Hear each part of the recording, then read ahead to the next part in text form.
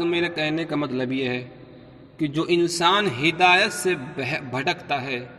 تو وہ گمراہی کی دلدل میں، گمراہی کی کھائی میں وہ جا کر کے گر جاتا ہے. پھر وہ انسان شیطانی سوچ لے کر کے پیدا ہوتا ہے، شیطانی نظریہ لے کر کے پیدا ہوتا ہے. اب عیسائیوں نے جہاں یہ مانا کہ ہم نے عیسیٰ روح اللہ علیہ السلام اللہ کے بیٹے ہیں، تو وہ گمراہی کی طرف چلے گئے اور پروردگار عالم نے ان کی دنیاوی زندگی کو سنوار دیا، کیونکہ ان کی آخرت میں کوئی حصہ نہیں ہے ان کے لیے. زین للذین کفروا الحیات الدنیا ویسخرون من الذین آمنوا، وہ لوگ جنہوں نے کفر کیا ہے ان کی دنیاوی زندگی کو سنوار دیا. ویسخرون من الذین آمنوا، تو آج وہ دنیا میں ہنسی بناتے ہیں، کہتے ہیں کہ دیکھو آج 1400 سالوں میں آج ہندوستان کے مسلمانوں نے، پاکستان کے مسلمانوں نے، سعودی عربیہ کے مسلمانوں نے جو نہیں دیا وہ ہم نے دے دیا. قلم دیکھو 1400 سال میں اسلام نے نہیں دیا، ہم نے دے دیا. آج ہم نے آسمان میں اڑنے کا طریقہ بتایا، زمین میں چلنے کا طریقہ بتایا، ہم نے کھانے کا طریقہ بتایا، بتاؤ اسلام نے کیا بتایا؟ تو ہم یہی کہنا چاہتے ہیں جو بھی چیزیں یورپ نے بنائی ہیں وہ سب سے مسلمانوں کو نہیں بلکہ پوری دنیا انسانیت کو نقصان پہنچ رہا ہے. آج دیکھ لو، آج بم بارود جو پھوٹ رہے ہیں، وہ بم بارود جو پہلی ورلڈ وار میں پہلی جنگ عظیم، دوسری جنگ عظیم میں جو چلائے گئے وہ سب یورپ کے بنائے ہوئے تھے. 600 سالوں سے میرے بھائیوں یہ یورپ کے بم بارود یہ ہتھیار پوری دنیا انسانیت کو برباد کر رہے ہیں. بتاؤ تو صحیح، جب مذہب اسلام آیا تھا کیا اس وقت بھی کیا جنگ عظیم چھڑی تھی؟ بتاؤ تو صحیح، نہیں، کوئی سی جنگ عظیم آپ نہیں دکھا سکتے. اور اگر جنگیں ہوئی ہیں تو اس میں سینک مارے گئے، اور یہ تو 1 سال کی پرمپرا نہیں، 1000 سال کی نہیں، بلکہ جب سے دنیا انسانیت بنی ہے تب سے یہ راجہ مہاراجاؤں میں لڑائی ہوتی آئی ہے. لیکن آج مذہب اسلام میں کہیں یہ دہشت گردی نہیں، 1400 سالوں میں مذہب اسلام نے دہشت گردی نہیں سکھائی ہے. اللہ کے رسول نے کسی صحابی کو یہ کہہ کر کے نہیں بھیجا جاؤ فلاں بادشاہ کے پاس چلے جاؤ اور پھر اس کے مجمع میں چلے جانا اور پھر وہاں پر اپنے سینہ پہ بم باندھ کر کے پھوڑ دینا، بلکہ ہاں اللہ کے رسول نے 1 بادشاہ کو خط نہیں لکھا، 2 بادشاہ کو خط نہیں لکھا، 3 کو نہیں لکھا، 4 کو نہیں لکھا، بلکہ کئی سینکڑوں بادشاہوں کو یہ خطوط لکھے تھے کہ میں اللہ کا نبی ہوں، میں رسول ہوں اور تم مجھ کو رسول مانو، اور اگر رسول نہیں مانو گے تو پھر مجھ سے جنگ کرنے کے لیے تیار ہو جاؤ. اللہ کے رسول کے پاس میں ایک انگوٹھی تھی، اس انگوٹھی میں میرے بھائیوں نگینہ تھا، نگینے کے اندر جو ہمارے مدینہ ہے. میرے بھائیو اللہ کے رسول وہ مہر لگاتے تھے اور مہریں لگا کر کے خطوط بھیجتے تھے اور کہتے تھے اے کیسر و کسریٰ کے بادشاہ، اے مصر کے بادشاہ، تم یا تو ہم پہ ایمان لے آؤ یا پھر ہم مٹھی بھر لوگوں سے جنگ کرنے کے لیے تیار ہو جاؤ. خطوط بھیجے اور بہت سارے بادشاہ، نجاشی وہ مذہب اسلام کو اس نے قبول کر لیا تھا. میرے بھائیوں بہت بڑے بڑے بادشاہ، لیکن بہت سارے ایسے بھی تھے جنہوں نے مذہب اسلام کو قبول نہیں کیا اور وہ پھر مذہب اسلام کے دشمن ہو گئے، گالیاں بکنے لگے رسول پاک کو. لیکن اللہ کے رسول نے کبھی یہ نہیں کہا جاؤ خالد بن ولید فلاں مجمع میں چلے جاؤ، فلاں وہاں پر محفل سج رہی ہے وہاں پر چلے جاؤ، چاہے وہ رنڈی کھانے کی محفلیں ہو، چاہے وہ شراب نوشی کی محفلیں ہو، وہاں چلے جاؤ، وہاں پر اپنے سینہ میں بم بارود باندھ لو. تو بتاؤ یہ بم بارود باندھنا اور بنانا یہ کس کا طریقہ ہے؟ یہ سب یورپ نے دیا ہے بم بارود بنانے کا طریقہ. جب تم بناؤ گے نہیں تو کوئی مسلمان ہو چاہے ہندو کا بیٹا ہو، چاہے وہ سادھوی ٹھاکر ہو یا پھر کوئی حزب اللہ کا مجاہدین ہو یا پھر لادین ہو، میرے بھائیو وہ اپنے سینہ میں باندھ کر کے، یا کوئی اس کی تحریک سے چلنے والا ہو تو وہ اپنے سینہ میں باندھ کر کے وہ کاہے کو مجمع میں، کاہے کو ایئر لائنز پہ وہ کودے گا. جب تم بناؤ گے نہیں تو کوئی اپنے سینہ میں باندھے گا نہیں. تم نے جب بنانا شروع کرا تب ہندوستانیوں نے، پاکستانیوں نے مسلمانوں کو نہیں دنیا انسانیت کو ختم کرنا شروع کرا. وہ ہتھیار تم بناتے کاہے کو ہو؟ بناتے تم ہو آج کشمیر کے اندر آپ دیکھ لو، اتنی 10 لاکھ آرمی پڑی ہوئی ہے، ایک چپے چپے کی خبر رکھتی ہے، مگر پھر بھی ہندوستان کے اندر، کشمیر کے اندر آتنکوادی گھس آتے ہیں۔ پھر تم کشمیریوں کو مارتے ہو کہ تم نے گھر میں پناہ کیوں دی، تم نے گھر میں پناہ کیوں دی۔ ارے بارڈر پہ تم رہ رہے ہو، تم کو کس لیے کھڑا کیا ہے؟ اس لیے کھڑا کیا ہے کہ تاکہ تم کشمیری مسلمانوں کو مارو؟ نہیں، تمہیں کشمیری مسلمانوں سے ہمدردی نہیں، تمہیں ہندوستانیوں سے ہمدردی نہیں، تمہیں مسلمانوں کو مارنے کے طریقے پر چلنا ہے۔ تو یورپ نے جو بھی ہم کو دیا ہے تو اس سے ہم کو پوری نسل تباہ و برباد ہو رہی ہے۔ میرے بھائی، آج موبائل کے ذریعے سے آج ہمارے ہندوستان کا کوئی شہر ایسا نہیں، کوئی گاؤں ایسا نہیں، کوئی گرام ایسا نہیں کہ جس میں کسی بہو کی، کسی بیٹی کی، کسی ماں کی عزت سلامت ہو۔ یہ یورپ کے ہتھیار دیا ہے میرے بھائیو، جو کرونا سے زیادہ خطرناک ہے یہ ہتھیار۔ یہ آج کوئی گاؤں ایسا نہیں جس میں لڑکی دوسرے لڑکے کے ساتھ میں جاتی نہ ہو میرے بھائیو۔ تو وہ مشن جو تم چلا رہے تھے 600 سالوں سے کہ ہم کسی بھی طریقے سے ہم مذہب اسلام کو ختم کر لیں اور پھر اپنے پوروجوں کا ہم اپنا مشن شروع کر دیں، پوروجوں کا سپنا پورا کر دیں کہ ان کی آتماؤں کو، ان کی روح کو شانتی پہنچا دیں کہ کسی طریقے سے تم نے ہمارے پوروجوں کو مارا تھا اور آج ہم مذہب اسلام کو ختم کر کے، قرآن کو ختم کر کے، خانہ کعبہ کو ختم کر کے، مسجد نبوی شریف کو ختم کر کے ہم اپنے پوروجوں کی روحوں کو، آتماؤں کو شانتی پہنچا دیں۔ اور اس مشن کو چلانے کے لیے تم نے سہارا لیا، موبائل کا سہارا لیا، تم نے اسی مشن کو پورا کرنے کے لیے مووی کا سہارا لیا، اور تم نے مہیلا کا سہارا لیا، اور ان تینوں سہاروں کو لینے کے بعد میں تم نے مذہب اسلام کو ختم کرنا شروع کر دیا، مذہب اسلام کے ماننے والوں کو شروع کر دیا۔ آج ہمارے ہندوستان کے مولوی بک گئے۔ بہرحال میں اس طرف جانا نہیں چاہتا، میں یہ کہنے کا مطلب یہ ہے، آج یورپ کے لوگوں نے جو بھی ہم کو جو بھی کچھ دیا اس سے ہم برباد ہوئے، ہم آباد کبھی نہیں ہوئے ہیں۔ میرے بھائیوں، ہم پیدل چلتے تھے تو ہمارے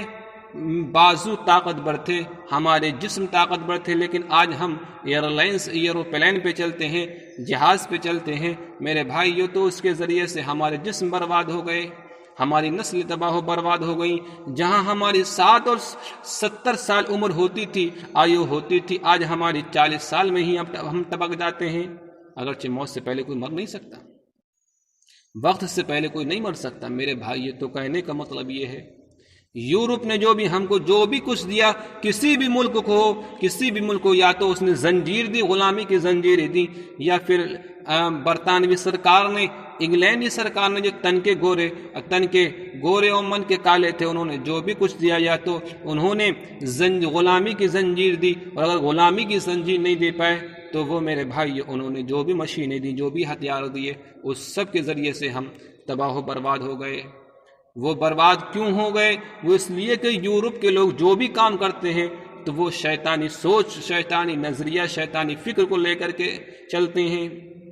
آج یورپ کا انسان جو کھانا کھاتا ہے تو اس کو دیکھ کر کے ایک سعودی عربیہ کا شیخ کھانا کھاتا ہے، اور جو سعودی عربیہ کا شیخ دبئی میں بیٹھ کر کے کھانا کھاتا ہے، برج خلیفہ میں بیٹھ کر کے کھانا کھاتا ہے، وہی اسی کو دیکھ کر کے ہمارے ہندوستان کے جو دوسری دبئی کہیے، جس کو ممبئی کے سیٹ کہیے، وہ اسی کو دیکھ کر کے کھانا کھاتے ہیں، اسی کو دیکھ کر کے شراب پیتے ہیں، اسی کو دیکھ کر کے سیکس کرتے ہیں۔ اور ہمارے ہندوستان میں جو آرتھک راجدھانی جس کو کہیے ممبئی، میرے بھائیوں، جہاں پر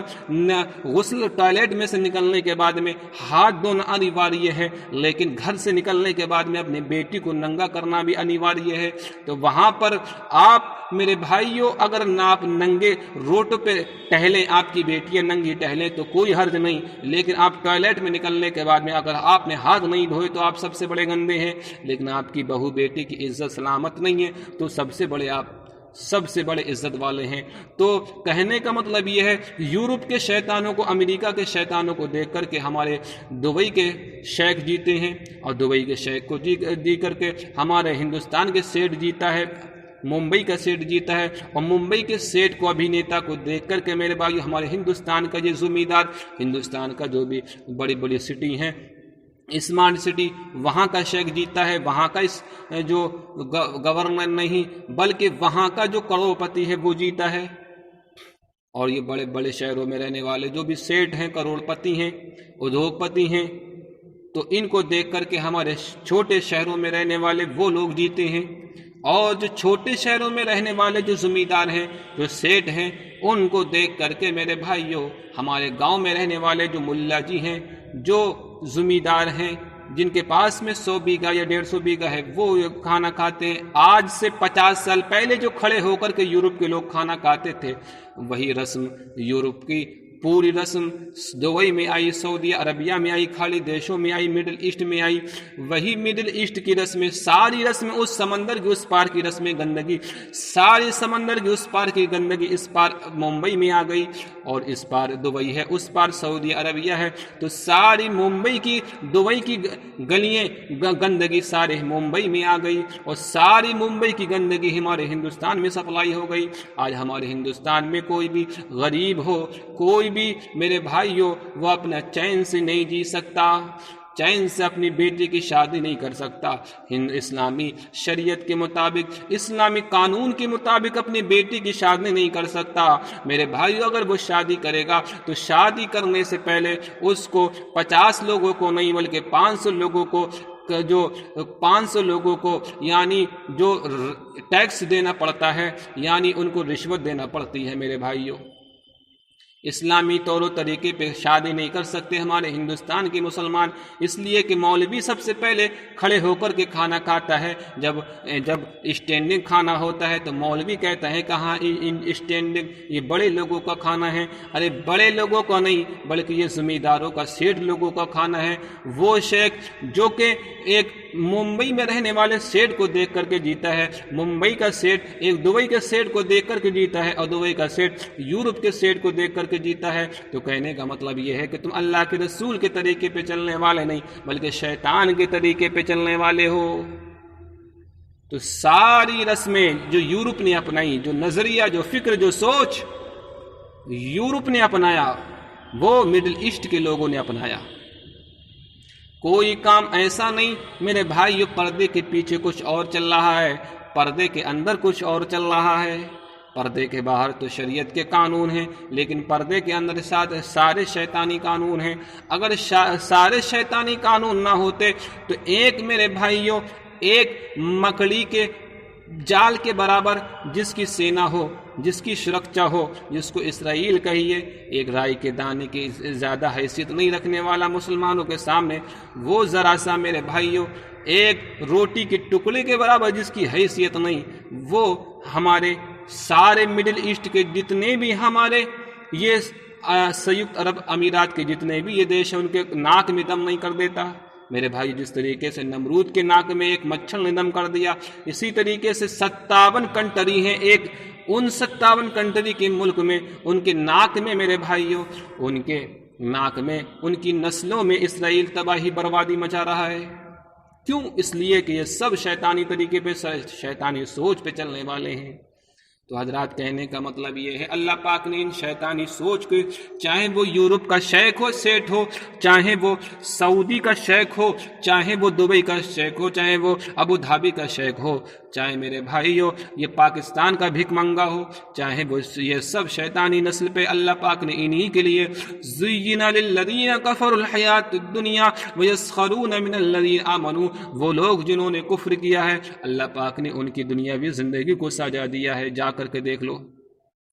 مڈل ایسٹ میں، جا کر کے دیکھ لو پاکستان میں غریبوں پہ کتنا ظلم ہو رہا ہے، کتنا ظلم۔ انسانیت کو زندہ کرنے والے اسلام مذہب اسلام کو کسی نے بھی اپنائے نہیں، صرف ایک رسمی اور رواجی مسلمان بنے ہوئے ہیں پاکستانی مڈل ایسٹ کے مسلمان۔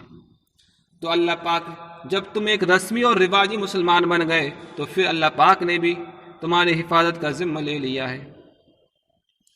حضرات، تمہاری حفاظت کا ذمہ شیطان کو دے دیا۔ تو حضرات، کہنے کا مطلب یہ ہے کہ یورپ نے جو بھی کچھ ہم کو یورپ نے دیا ہے، وہ سب ایک طریقے کا مذہب اسلام کو نہیں بلکہ دنیا انسانیت کو نقصان پہنچانے والا ہے، جس سے کوئی گھر سلامت نہیں، کوئی گاؤں سلامت نہیں، کوئی نگر سلامت نہیں، کوئی ٹاؤن سلامت نہیں، سب برباد ہو رہے ہیں۔ تو حضرات یورپ کے لوگوں نے یہ بربادی کو چھپانے کے لیے، یہ تباہی کو چھپانے کے لیے، اس جھوٹ کو چھپانے کے لیے کہ ہم نے ہی عیسیٰ روح اللہ کو شہید کیا، یعنی ان کو صلیب پہ لٹکایا، اس کو چھپانے کے لیے اپنے آپ کو پیشوا ثابت کر دیا، اپنے آپ کو ان کا انویائی ثابت کر دیا۔ دنیا جانتی ہے، انجیل اس بات کی گواہ ہے کہ عیسائی حضرت عیسیٰ علیہ السلام کو نہیں مانتے۔ انجیل میں یہ باقاعدہ لکھا ہوا ہے، قرآن میں یہ باقاعدہ لکھا ہوا ہے۔ وَمُبَشِّرًا، حضرت عیسیٰ روح اللہ نے کہا تھا میرے بعد میں ایک رسول آئے گا جس کا کہ نام احمد ہوگا۔ وَمُبَشِّرًا بِرَسُولٍ يَأْتِي مِن بَعْدِ اسْمُهُ احمد، ایک ایسا رسول بھی آئے گا جس کا نام احمد ہوگا۔ وَمُبَشِّرًا بِرَسُولٍ يَأْتِي مِن بَعْدِ اسْمُهُ احمد، اور میرے نبی نے کہا تھا اے لوگو میرا نام محمد ہے، زمین پہ احمد ہے، آسمانوں پہ۔ تو اب سنو، میں احمد بھی ہوں، میں محمد بھی ہوں۔ اور حضرت آمنہ نے بھی یہی کلمات سنے تھے۔ کوئی کہنے والا کوئی رہتا، او آمنہ مبارک ہو، تمہاری گود میں جو بچہ آ رہا ہے کوئی معمولی بچہ نہیں، یہ وہ بچہ ہے جس کا نام آسمانوں پر احمد ہے، زمین پہ محمد ہے۔ یہ آسمان عرش والوں کا احمد ہے، زمین والوں کا محمد ہے، یعنی تعریف کیا ہوا اللہ پاک نے نام بھی بڑا بہترین نام ہے۔ یہ وہ نام ہے جو اللہ پاک نے ہر جگہ پہ، ہر ایک مقام پہ اللہ پاک نے اپنے نام کے ساتھ میں ملا لیا، اور ایسا ملایا کہ جنت کے درختوں پہ جہاں نبی کا نام ہے وہاں اللہ پاک کا نام ہے، یہی وہی نام ہے جو عرش کی فضاؤں میں جہاں اللہ پاک کا نام ہے وہیں پر اللہ کے نام کے ساتھ محبوب، اس کے محبوب جناب محمد رسول اللہ کا بھی نام ہے۔ تو حضرات، تو کہنے کا مطلب یہ ہے یورپ کے لوگوں نے جھوٹ کو چھپانے کے لیے، اپنی بدنامی کو چھپانے کے لیے انہوں نے جھوٹ کا سہارا لیا۔ اب اسی طریقے سے آپ انہی کے پیر و طریقے پہ چلنے والے، انہی کی رسم و رواج کو، شیطانی نظریوں کو زندہ کرنے والے ہمارے شیعہ حضرات ہیں۔ تاریخ گواہ ہے، تاریخ اس بات کی شاہد ہے کہ حضرت امام حسین کو شہید کرنے والے وہی لوگ تھے جو ایک دن پہلے مسلم بن عقیل کے ہاتھوں پہ بیعت کرنے والے تھے۔ لمبی لمبی داڑھی والے، حافظ قرآن، قرآن کے حافظ، احادیث مبارکہ کے حافظ تھے، مگر دل ان کے صاف نہیں تھے۔ زبان پہ تو امام حسین کے نام پہ بیعت کر لی، مگر دل میں جو تھا وہ دل میں کانٹا تھا میرے بھائی، دل میں کھوٹ تھی، اور اللہ پاک نے اسی کھوٹ کو زمین و آسمان کو دکھا دیا۔ دیکھو یہ مسلم بن عقیل کے صرف اپنی زبان سے یہ کہہ رہے ہیں کہ ہم اہل بیت اطہار کے ساتھ میں ہیں، مگر ان کی دل صاف نہیں ہے، اور دل ایسے صاف نہیں ہوئے کہ پہلے دن مسلم بن عقیل، حضرت مسلم بن عقیل کے ہاتھوں پہ 1,00,000 لوگوں نے بیعت کری کوفہ کے اندر، وہی دوسرے دن جب اللہ پاک نے پریشانی کہ ایک مصیبت کی، ابن زیاد کی صورت میں مصیبت کو بھیجا، اس مصیبت کا وہ سہارا نہ لے، اس مصیبت سے وہ ٹکرا نہ سکے۔ میرے بھائی یہ بتاؤ تو صحیح کہ مدینہ کے لوگوں نے نبی کو مکہ سے مدینہ بلا کر کے کیا مصیبتوں کا سامنا نہیں کیا تھا؟ بتاؤ تو صحیح، کیا تھا، مگر انہوں نے پہلا وعدہ کر چکے تھے کہ ہم چاہے پریشانی ہو، چاہے مدینہ سے باہر ہو، چاہے مدینہ سے اندر ہو، ہم مدینہ سے باہر جا کر کے بھی لڑیں گے، ہم مدینہ میں رہ کر کے بھی لڑیں گے۔ مگر یہ کوفی لا یوفی، یہ غدار، ان کی زبانیں پہ تو یہ تھا کہ ہم اہل بیت اطہار کے ساتھ میں ہیں۔ آپ نے